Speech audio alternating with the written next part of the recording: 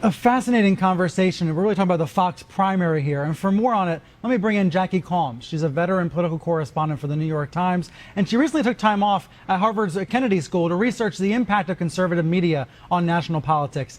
Jackie, good to see you this morning. Hi, Brian. Thanks for having me. Let me ask you a version of the question I asked Roger Stone. With this feud between Trump and Fox, if it continues to heat up, it's a Cold War now, if it becomes more of a hot war, do you think Trump can win without Fox News and the big conservative audience it provides?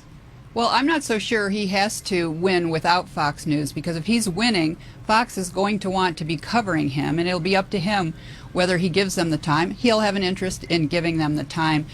You know, it's interesting to me because Fox, you know, he's hit at a number of institutions, you know, women and veterans through John McCain, and he's come out all right. He's a candidate at a time when people are against institutions generally, big institutions, and Fox is a big institution.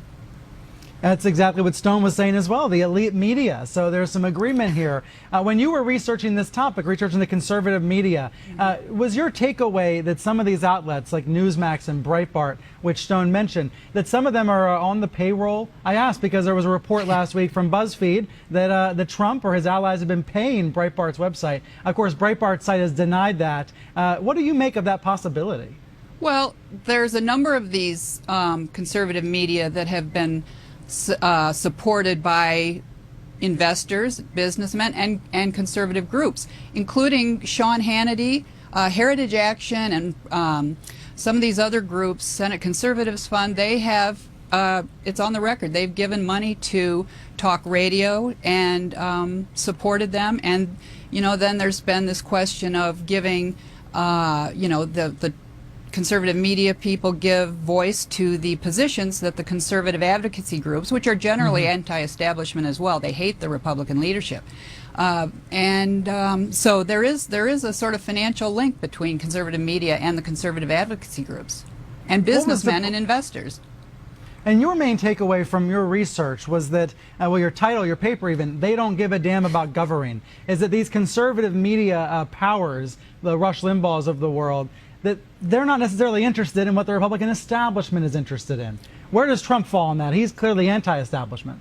Right, and that's a part of the secret of his appeal. And could I just interject there, though, that the title of my paper, They Don't Give a Damn About Governing, is not me saying that. That was taken from a quote from a Republican, former 20-year veteran lawmaker who was on the record.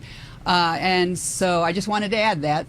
Good, I'm glad you clarified that. New York Times reporter. Because what you were trying to do is you were trying to share what they are all saying about this media situation. Right, and so, you know, Trump is anti-establishment, and he's tapping into something, because as much as Fox is valued by conservative voters, as Roger Stone alluded to, and remains really popular, the Pew Research Center has found that about half of self-identified conservative voters get their information from Fox.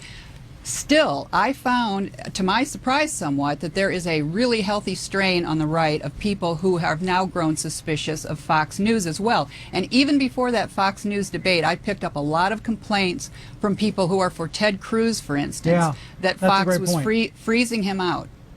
And that's what Trump in some ways is referring to or responding to. Jackie, thanks for being here this morning.